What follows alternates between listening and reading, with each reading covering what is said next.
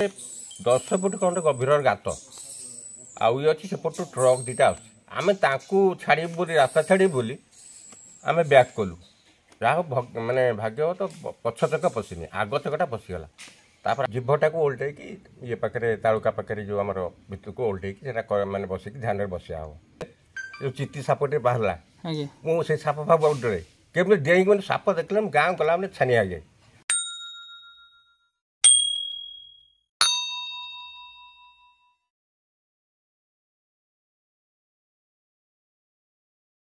जय जगन्नाथ जय पंचसखा जय श्री जगन्नाथ जय श्री अच्युत जय श्री गुरुदेव।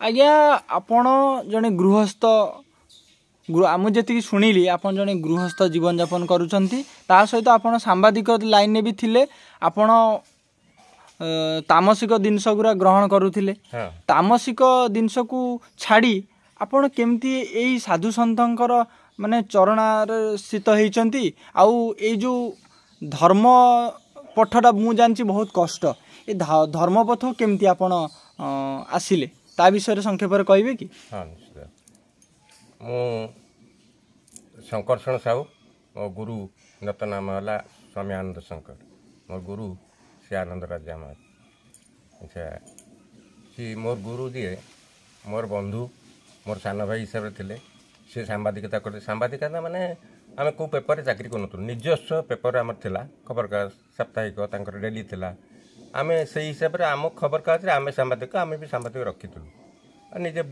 दिज मिसिक बुलू ये करूँ सी मत बहुत सम्मान दिखती कि सी आज मोर गुरु है बोले मुझे कल्पना कर यह संभव हो केवल सी केतने गुरु माने साधना करी स्वामी सदानंद जी ठारू दीक्षा ग्रहण करी गोटे विराट एक्सीडेंट होता तापर मुई केवल कही स्वामी आनंद संतोष कुमार साहू जी मोर गुरु बर्तमान स्वामी आनंद मु केवल कही हॉस्पिटल जाइए जे ये आउ हेबनी जिते तापर मुझे देखिली कार चलैकी आसी मो प्रेस मोर गोटे प्रेसटे अच्छी शहीदनगर मो प्रेस पहुँचले मुझे देखिए आश्चर्य मुझे ये पुनर्जन्म है ये निश्चित कौन गोटे हम मोर जो आशा थिला मुझे जो आशंका करी ताही सत मोर परिणत है से देखला को किसी दिन पर स्वामी आनंद पर आविर्भूत हेले एवं बहुत आड़े मुझे देखिली सबू जो आमर गीता प्रवचन प्रवचन शुणुली आउ सी भी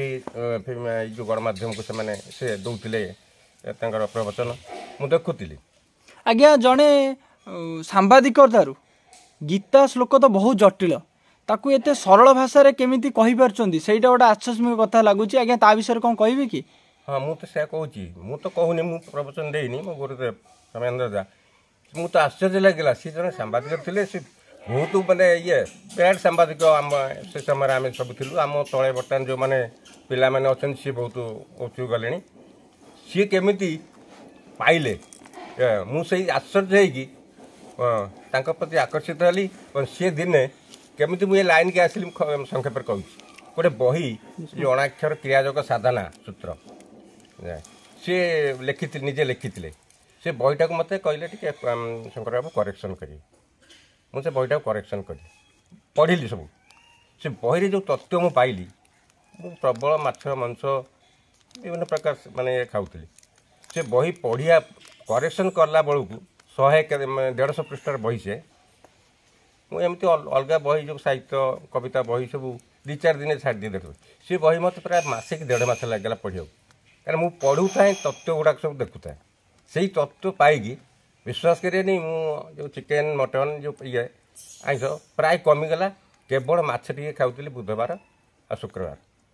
हाँ से बही पढ़ी से साधारण सूत्र बही पढ़ी हाँ तापर एगुड़ा सब आश्चर्य हो गोटे आम जगन्नाथ दारू छेदन कराला गणेश पंडा गणेश मिश्र जो जयद्रव्य से मत गुरुदेव कहले आप आसवे हाँ से प्राय मोर आध्यात्मिक ये प्रति आसी जाए मुझे गोटे तुलसी माला पिंधि नेमाड़ जाइलु से दिन हठात किसी कड़े ना जड़े बाबा आम बाबा नहीं तुलसी माला मत पिंधिदेले कहला जो आइंस खाऊ आज शेष सरला कहले हाँ तापर मोर आइंस खाया बंद हो गला तापर दीक्षा केमी नेली मुझे स्टडी कली से बंधु थे जो हिसाब से जो ज्ञान मुझे देखिली जहाँ देखिली ମୁଁ ଆଶ୍ଚର୍ଯ୍ୟ ହେଇଗଲି ମାନେ ଇଏ ହେଉଛନ୍ତି ସଦ୍ଗୁରୁ।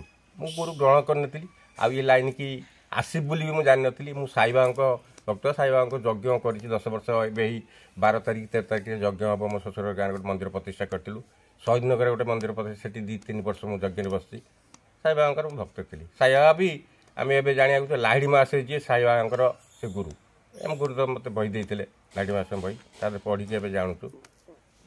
ଯେହେତୁ ମୁଁ ସାଇବାବାଙ୍କ ଇଏରେ ଥିଲି, ମୁଁ ଭାବୁଛି ସାଇବାବା ହିଁ ମୋତେ ପଠେଇଲେ ଆଉ ମୋ ଗୁରୁଦେବଙ୍କୁ ମୋତେ ମାନେ ଦୀକ୍ଷା ଦେବା ପାଇଁ ତାଙ୍କୁ ଇଏ କରିଛନ୍ତି। ଆଜ୍ଞା, ଆପଣ ଗୁରୁ ଗ୍ରହଣ କଲା ପରେ ଆପଣଙ୍କ ଜୀବନରେ କ'ଣ କ'ଣ ସବୁ ପରିବର୍ତ୍ତନ ହେଇଛି? ବହୁତ ପରିବର୍ତ୍ତନ ହେଇଛି। ତ ସଂକ୍ଷେପରେ କହିବେ କି? ଖାଇବା ପିଇବା ଛାଡ଼ନ୍ତୁ। ଆଗରୁ ମୁଁ ବହୁତ ମୋର ଇଏ ଥିଲା, ଏଇଟା ହେଲାନି ସେଇଟା ହେଲାନି, ଫୋପାଡ଼ି ଦେଉଥିଲି, ଖାଉନଥିଲି। ବର୍ତ୍ତମାନ ଯାହା ଦେଲା ମୁଁ ଗ୍ରହଣ କରୁଛି। ଆଉ ଗୁରୁଦେବଙ୍କ ସାଙ୍ଗରେ ବର୍ତ୍ତମାନ ଚାରିଆଡ଼େ ବୁଲୁଛି। ଯେଉଁ ଆଧ୍ୟାତ୍ମିକ ଲାଇନ୍, ମୋତେ ଲାଗୁଛି ଆପଣ ମନରେ ବିରକ୍ତି ଭାବଟା ଆପଣ ଦୂର ହେଇଯାଇଛି। ମୋତେ ଲାଗୁଛି ପୁରା ବିରକ୍ତ। ମୁଁ ବର୍ତ୍ତମାନ ଶାନ୍ତ। ବିଭିନ୍ନ ଚିନ୍ତା ରହୁଥିଲା ମୋ ମନରେ, ବିଭିନ୍ନ ପ୍ରକାର ଘର ଚିନ୍ତା, କେଉଁଠି କ'ଣ ହେଲା, ପୁଅ ଚିନ୍ତା, ଝିଅ ଚିନ୍ତା, ନାତି ଚିନ୍ତା, ନାତି, ସେଗୁଡ଼ାକ ଆଉ ମୋର ରହୁନି। ଆଉ ଯେତେବେଳେ ମୁଁ ଗୁରୁଦେବଙ୍କ ସହିତ ଯାଉଛି, ମୁଁ ଭୁଲି ଯାଉଛି ମୁଁ କିଏ, ମୁଁ ଭୁଲି ଯାଉଛି ମୁଁ କିଏ, ମୁଁ ଯେଉଁଠି ଯାଉଛି ସେଇଠି ମଝି ଯାଉଛି ଗୁରୁଦେବଙ୍କ ସାମନାରେ ଯେଉଁ ପଡ଼ିଥିଲେ ଖାଲ। ଆଉ ଏବେ ଆମେ ଯାଇଥିଲୁ ଗୁରୁଦେବଙ୍କ ଗାଁକୁ। ମୋତେ ସେ ଗାଁରେ ଗୋଟେ ଦରକାର ଥିଲା, କ'ଣ ଗୋଟେ କାମ ଥିଲା, ମୋତେ ଗୁରୁଦେବ ଡାକିଲେ ଯିବା ମୋ ଗାଁକୁ। ଆମେ ଯାଉଛୁ, ଆମେ ଜଷ୍ଟ 15 ମିନିଟ୍ ଆଗରୁ ମୋତେ କଥା ହେଉଥିଲୁ। ଆମେ ଯେଉଁ ଲାଇନ୍କି ଆସିଛନ୍ତି ଅଚ୍ୟୁତ, ଯେଉଁ ଇଏ ଲାଇନ୍ ଅଣାକ୍ଷର ଲାଇନ୍ କି ଆମ ପ୍ରଭୁ ସବୁବେଳେ ରକ୍ଷା କରିବେ, ଏଇଟା ଆମେ ସାଙ୍ଗେ ସାଙ୍ଗେ ଆମେ ଦେଖିଲୁ। 15 ମିନିଟ୍ ପୂର୍ବରୁ କଥା ହେଇଛୁ। ସେ ଗାଁକୁ ଯିବା ବେଳକୁ ଗୋଟେ 10 ଫୁଟ ଖଣ୍ଡେ ଗଭୀରର ଗାତ, ଆଉ ଇଏ ଅଛି ସେପଟୁ ଟ୍ରକ୍ ଦୁଇଟା ଆସୁଛି। ଆମେ ତାଙ୍କୁ ଛାଡ଼ିବୁ ବୋଲି, ରାସ୍ତା ଛାଡ଼ିବୁ ବୋଲି ଆମେ ବ୍ୟାକ୍ କଲୁ।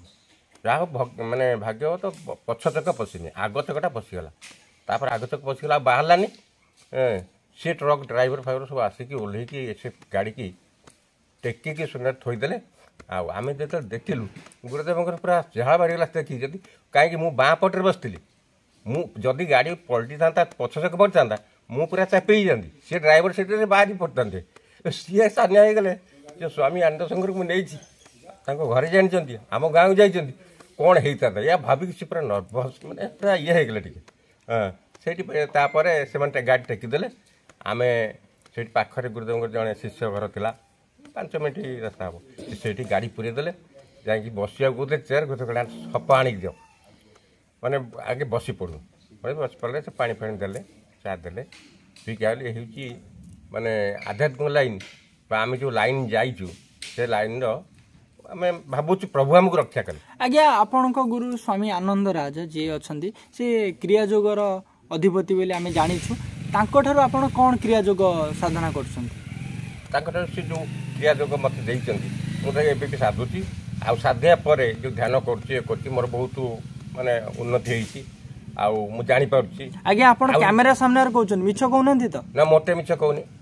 ଯେଉଁଠୁ ଖେଚେରୀ ମୁଦ୍ରା କରିପାରୁନାହାନ୍ତି, ମୁଁ ସେ ଖେଚେରୀ ମୁଦ୍ରା କରିକି ଅବଶ୍ୟ ଥରେ 2 ଥର ପାଇଛି। ଖେଚେରୀ ମୁଦ୍ରା ମୋତେ ଗୁରୁଦେବ କହିଥିଲେ ଯେତେବେଳେ ଇଏ ହେବ, ମାନେ ମିଠା ବାହାରିବ, ଖଟା ବାହାରିବ, ସେଇ ଜିନିଷ ମୁଁ ଗୁରୁଦେବଙ୍କୁ କହିଛି। ମୁଁ ମାନେ ଇଏ ହେଇକି ଯେଉଁଟାକି ଖେଚେରୀ ମୁଦ୍ରା, ସେଟା କେମିତି କ'ଣ ହୁଏ? ସେଟା ଆମର ଜିଭଟାକୁ ଓଲଟେଇକି ଇଏ ପାଖରେ, ତାଳୁକା ପାଖରେ ଯେଉଁ ଆମର ଭିତରକୁ ଓଲଟେଇକି ସେଟା ମାନେ ବସିକି ଧ୍ୟାନରେ ବସିବା ହେବ।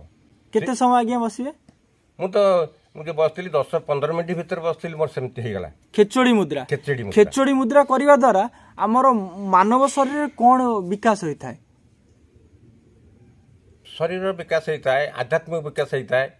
ଆଜ୍ଞା, ନେଗେଟିଭ୍ ଆପଣ ତା ବେଲେ ଆପଣ କହିବାକୁ ଚାହୁଁଛନ୍ତି, କହିପାରୁନାହାନ୍ତି, ଆପଣ ସେଇଟା କହିବାକୁ ଚାହୁଁଛନ୍ତି, ନେଗେଟିଭ୍ ଶକ୍ତିଟା ଆପଣ ଦୂର ହେଇଯାଏ। ନେଗେଟିଭ୍ ଶକ୍ତି ତ ମୁଁ କହୁଛି ମୋ ପାଖରେ ବର୍ତ୍ତମାନ ନାହିଁ କିଛି। ସେଦିନ ଯେଉଁ ପଡ଼ିଥାନ୍ତୁ ମୋର କ'ଣ ହେଇଥାନ୍ତା, କିନ୍ତୁ ମୋତେ କିଛି ଲାଗିଲାନି।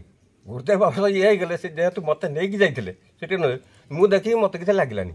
କିନ୍ତୁ ଆଗରୁ ସେଇ ଜିନିଷଟା ଯଦି ମୁଁ ଏଇ ଲାଇନ୍ ନ ଆସିବା ଆଗରୁ ହେଇଥାନ୍ତା, ମୁଁ ବହୁତ ଡରିଯାଏ ଟିକେ। ଏଇ ବର୍ତ୍ତମାନ ଟିକେ ଆଗରୁ ଏଇଠି ଆମେ ପଶିଲେ ଯେଉଁ ଚିତି ସାପଟେ ବାହାରିଲା, ମୁଁ ସେଇ ସାପ ବହୁତ ଡରେ। କେମିତି ଡେଇଁକି ମାନେ ସାପ ଦେଖିଲେ ମୁଁ ଗାଁ ଗଲାମାନେ ଛାନିଆ ହେଇଯାଏ। ଆଉ ସେଇ ଯେଉଁ ଜିନିଷଟା ହେଇଥିଲା, ମୁଁ ତା ଆଗରୁ ଯଦି ମୁଁ ଦୀକ୍ଷା ନ ନେଇଥାଏ, ଆଗରୁ ସେଇ ଜାଗାଟା ହେଇଥାନ୍ତା, ମୁଁ ବୋଧେ ଗୁରୁଦେବ ତ ଝାଳ ନ ଲାଗିଲେ ମୁଁ ବୋଧେ ସେନ୍ସଲେସ୍ ହେଇଥାନ୍ତି ସେ ଜିନିଷ ଦେଖି। ଏଇଟା ମୋର ଆଧ୍ୟାତ୍ମିକ ଲାଇନ୍ରେ ମୋର ଉନ୍ନତି ହେଇଛି, ଯେଉଁଟାକି ମୋର କୌଣସି